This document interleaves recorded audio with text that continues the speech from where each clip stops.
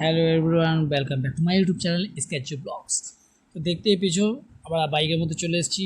আর সামনে দেখতে হয়েছে ইন্ডিয়ার লালকেল্লা দিল্লির। তো আমরা বাইক নিয়ে বেরিয়েছি আজকে হঠাৎ খাবার আনতে এসেছি। আর যে দোকানে কাজ করি সেই দোকানে সবারই খাবার আনতে এসেছি। সাথে আমরা সাথে ওকে দিয়েছি মোবাইলটা ধরে ভিডিওটা বানাবার জন্য। সামনে দেখো দুর্গা পুজো চলে এসছে, দুর্গা পুজোর প্যান্ডেল। এবারে আমাদের দিল্লির লালকেল্লা বেশ খুব সুন্দর কাজ করছে, এবার ফিনিশিংটা ভালোই হয়েছে।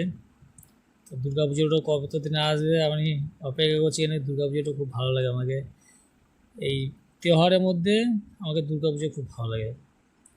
আর দুর্গা পুজোটাতে বেশ ঘুরতে পাই, নতুন নতুন প্যান্ডেল তৈরি হয়, খুব মজাই লাগে। দুর্গা পুজোটা খুব এনজয় করি আমরা, কিন্তু আগের মতন করতে পারি না। আগে যে মজাটা হতো সেই মজাটা এখন হয় না, কিন্তু বেশ এখন মজাটা করতে পারি। ভালো লাগে দুর্গা পুজো এলে, যে মনের মধ্যে একটা আলাদা খুশি থাকে, একটা আলাদা একটা সুগন্ধ থাকে। তোমরা দেখবে দুর্গা পুজোতে একটা ভাইবই আলাদা থাকে, বেশ একটা বাতাসের মধ্যে একটা আলাদাই সেন্ট থাকে। যে দুর্গা পুজোটা আমাকে খুব ভালো লাগে। আমি মুসলিম হলেও তো আমার দুর্গা পুজো খুব ভালো লাগে। দুর্গা পুজোতে আমরা ঘুরি, দুর্গা পুজো দেখি। বা আমাদের এইখানে আমাদের অত হিন্দু মুসলিম বলে কোনো সমস্যা নাই, আমরা সবাই মিলেমিশে থাকি। দুর্গা পুজো আমাকে খুব ভালো লাগে। দেখো আমাদের পাড়া দিকে চলে এলাম, রাস্তার দিকে জাম বলে, রাস্তা ব্লক, কাজ চলছে দুর্গা পুজোর প্যান্ডেলের।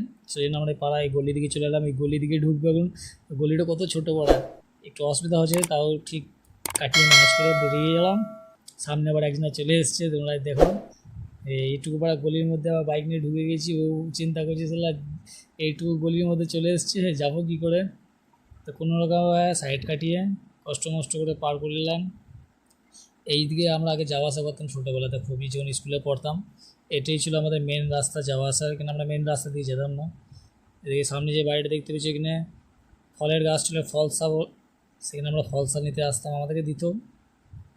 তো এই সামনে চলে এলাম ভারত ভিকারি রুটি কারখানা। এখানে অনেক আমরা ভাঙাচোরা রুটি খেয়েছি। আর সামনে দেখতে পেয়েছি সিনেমা হল, শান্তি হল। এটা আগে বেশ পপুলার ছিল, সাঁইত্রার মধ্যে সবথেকে টপ ছিল এটাই, প্রচুর ভিড় হতো। এখানে আমাদেরও দোকান ছিল আগে, বাদামের দোকান। তো সেই লেভেলে আমি মজা করেছি এখানে সিনেমা হলে। আর এটা আমাদের সাঁইতিয়া বড় মসজিদ, পেরিয়ে চলে এলাম। আর পাশেই দেখছো ধান মিল। ধান মিলটাও এক টাইম খুব চালু ছিল, পপুলার ছিল, এখন বন্ধ হয়ে গেছে। এই ধান মিলটাও আমাদের ভালোই ছিল আগে, হঠাৎ বন্ধ হয়ে গেলো, জানি না কী কারণে, কোনো কারণবশত বন্ধ হয়েছে। আর সামনে চলে এলো বিজয়ঘাট। এই বিজয়ঘাট আগে খুব মজা করেছি। এখন এখানে আর দুর্গা পুজো বা যে কোনো পুজো হয়, বিসর্জন এখানেই হয় দুর্গা পুজোর। আর ক্যামেরা অ্যাঙ্গেলটা দেখে একটু চেঞ্জ হয়ে গেলো, একটু নিচে করে ধরেছে। ও যে আসলে জানে না, ছোটো ছেলে তো ঠিক মতো ধরতে পারে না। আর আমি ও বাইক চালাতে জানলে তো ওকেই চালাতে দিতাম, আমি ক্যামেরাটা ধরতাম, ও চালাতে জানে না। সেই জন্য ওকেই বলেছি তুই বানা ভিডিওটা, আমি বাইকটা চালাই। আরও চললাম বাড়ির দিকে খাবার আনতে। আর ভিডিওটাতে তোমরা যদি নতুন থাকো তো প্লিজ সাবস্ক্রাইব করে দিও। আর তোমাদেরকে অনেক অনেক ধন্যবাদ, অনেক অনেক থ্যাংক ইউ যে আমার এই ভিডিওতে 3 মিলিয়ন ভিউজ গিয়েছে। আর 2000 সাবস্ক্রাইবার কমপ্লিট হয়ে গেছে, তার জন্য অনেক অনেক ধন্যবাদ তোমাদেরকে। তো এইভাবে সাপোর্ট করতে থাকো আমাকে, যাতে আমি আরও ভালো করে ভিডিও বানাতে পারি। আর আমার মাইকটা নষ্ট হয়ে গেছে, মাইকের ঝাল ফাল সব ছেড়ে গেছে। এমন মাইক কিনেছি আমি যে মাইকটার 12টা বেজে গিয়েছে। তোমাদেরকে মাইকটা একটা ফটো বা ভিডিও বানিয়ে দেখিয়ে দেবো তোমাদেরকে। এই ভিডিওতেই একটা ফটো লাগিয়ে দেবো, তোমরা দেখতে পাবা যে কী অবস্থা মাইকটা। 700 টাকা দাম নিল মাইকটা, অনলাইনে কিনলাম। অডিও কোয়ালিটি খুব ভালো, কিন্তু মাইকটা এই যে এইভাবে নষ্ট হয়ে যাবে, ঝাল টাল ছেড়ে যাবে, আমি ভাবতে পারিনি। তো মাইকটা নিয়ে আমি সত্যি খুব ডিসঅ্যাপয়েন্ট। আমাকে আবার একটা নতুন মাইক কিনতে হবে তার জন্য। মানে কী বলবো তোমাদেরকে, আমি এখন মোবাইলের অডিও রেকর্ডার দিয়ে অডিওটা রেকর্ড করছি। মাইকটা যেহেতু নষ্ট হয়ে গেছে, কোনো কিছু করার নেই আমার। আর মাইক ঠিকও হবে না, এখানে কেউ ঠিক করতে পারবে না মাইক, আমাকে আবার একটা নতুন কিনতে হবে মাইক।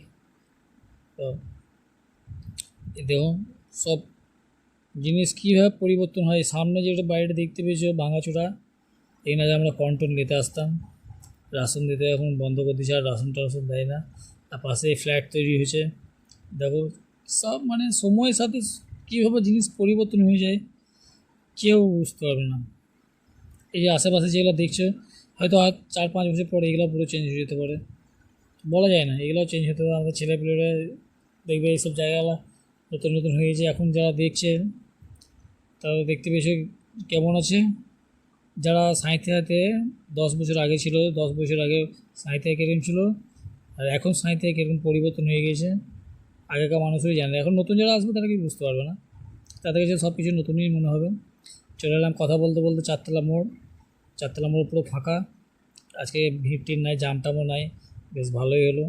নাহলে অন্য টাইম যা জাম থাকে এখানে, মানে যাওয়া হয় না। যাক, পেরিয়ে গেলাম ভালোভাবে, জাম টাম নাই গো। সামনে একটা ট্রাক আছে, ট্রাকটাও একটাই ট্রাক আছে, কোনো সমস্যা নেই। তো যদি তোমাদের ভিডিওটা ভালো লাগে তো প্লিজ লাইক করে দিও একটু, আর চ্যানেলটা সাবস্ক্রাইব করে দিও।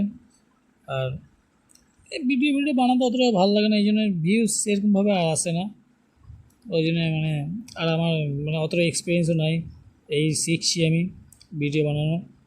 তো দেখো মজা, দেখো লোকটা ট্র্যাকের পেছনে ঝুলতে ধরে ধরে চেপে গেল। বাহ, ভালোই বটে লোকটা। তোমরা প্লিজ সাপোর্ট করো তোমরা। আর আমার চ্যানেল ভিডিওতে সেরকমভাবে ভিউসও আসে না, সেই জন্য মানে অতটা ভালো লাগে না। আর একটু বাইক নেবো ভাবছি কিন্তু বাইক আর নিতে পারছি না, যেহেতু বাইকের অনেক দাম বেড়ে গেছে। কিন্তু R15 V4 নিবো, 2.5 লাখ টাকা দাম। একটা ভাবছি 125 সিসির বাইক নেবো। 125 সিসি বাইক কিনতে গেলেও মোটামুটি 1 লাখ টাকা দরকার, সেই 1 লাখ টাকাটাও নাই আমার কাছে। কথা বলতে বলতে প্রায় চলে এলাম আমরা আমাদের মেন গন্তব্যে। ভিডিওটা এবার শেষ করে দেবো, আর বেশিক্ষণ নাই।